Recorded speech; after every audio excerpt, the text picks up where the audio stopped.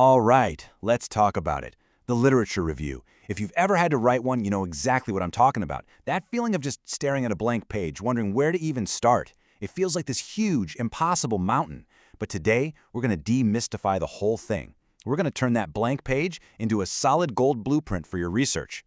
And yeah, let's just be real about it right from the top. The source material says it perfectly. It can be a daunting task. That feeling is totally normal. But you know what? So is the incredible fulfillment you get from really nailing it.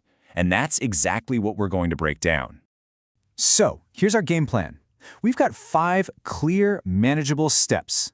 First, what a lit review actually is. Then, how to find your sources.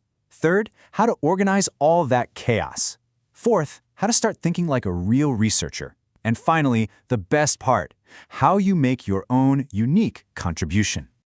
Okay, let's dive right in. Part 1. What is a literature review? Because I'll give you a little spoiler here. It is definitely not just a long book report. This is probably the biggest mistake people make. They think it's just a summary, a passive list of who said what. Smith said this, Jones said that. But a real literature review, it's an argument. It's an active, critical synthesis where you're weaving ideas together to build a strong case for why your research needs to exist. You're not just reporting on the conversation, you are actively joining it. So let's pin down a solid definition. A literature review is a synthesis of the research on your topic. And really, it does 2 main jobs. First, it proves to everyone that you've done your homework, that you actually have a deep grasp of the topic. And second, it logically justifies why your study is absolutely necessary. And I love this way of thinking about it. Don't picture the literature as some dusty old archive. Picture it as a living, breathing conversation that's constantly growing and changing. Every new study adds something, and your job is to figure out what you're going to add next. So if you're going to join that conversation, you need to know what everyone's talking about, right? This brings us to the next step, a little bit of detective work to find your sources. Your university library is your absolute best friend here, and these are some of the heavy hitters you need to know. For arts and sciences, JSTOR is a beast. If you're doing anything in public health or medicine, PubMed is your go-to. For education research, you gotta start with ERIC. And for psychology, it's all about PsycInfo. And please, please search like a pro. Stop just typing words into the basic search box. First, always use the advanced search feature. It'll save you from getting a million useless results. Use what are called Boolean operators, words like and, or, and not to fine-tune your search. If you're looking for an exact phrase, put it in quotation marks. And this is a great trick. Use the little asterisks to search for word variations. So child star finds child, children, and childhood. Okay, the detective work is done. You've got a giant pile of articles. Now what? Let's talk about how to turn that chaos into an organized blueprint.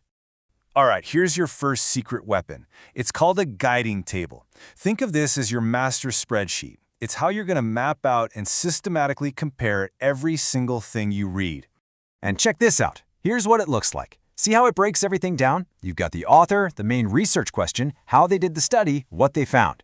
Doing this forces you to pull out only the most important info. And then, suddenly, you can see all the patterns and contradictions across all the studies, just at a glance.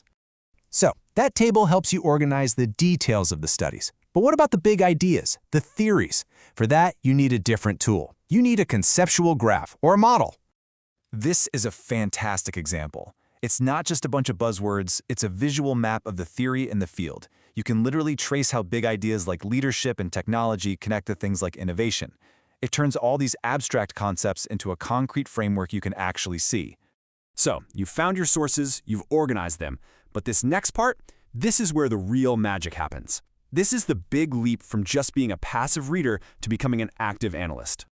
So how do you actually do that? How do you read critically? First, you stop accepting what you read at face value. You have to question it. Here's a pro tip from the source material. Go straight to the limitations section in a paper. The researchers themselves will literally tell you where the gaps are in their own work. Look for methods you don't agree with and always ask yourself, how might I interpret these results differently? And all that critical thinking, all that questioning, well, it leads you right here to the big payoff. Let's bring this all home and see how this whole process lets you find your unique place in the conversation. Because here it is, the ultimate goal. All of this work, the searching, the organizing, the critical reading, it's all about one thing: identifying a gap in that conversation. It might be an unanswered question, a group of people who've been overlooked, a flawed method. And once you find that gap, your research becomes the perfect answer to fill it. I absolutely love this visual. Think of the existing literature as this beautiful arrangement of flowers. Your new study, your contribution, isn't something totally separate. It's a new flower that you add to that vase. And by adding it, you reshape and enhance the entire arrangement. And this is why a truly great literature review has such a powerful, logical flow. It doesn't just end with a summary. It builds this compelling case that ends, almost inevitably, with your research questions. It makes your study feel not just interesting, but absolutely essential. Now, one final, quick, but really important point. What we've been talking about is the traditional literature review, which is fantastic for building an argument. But because you're the one selecting the sources, it can have some bias. A systematic review is different. It's a much more rigorous research method all on its own, with super strict, replicable steps designed specifically to reduce that bias as much as possible. So there you have it. We went from that scary blank page to a complete blueprint. You now have the Mac to navigate the scholarly conversation on pretty much any topic. So the only question left is the most exciting one of all. What gap in the conversation will you fill?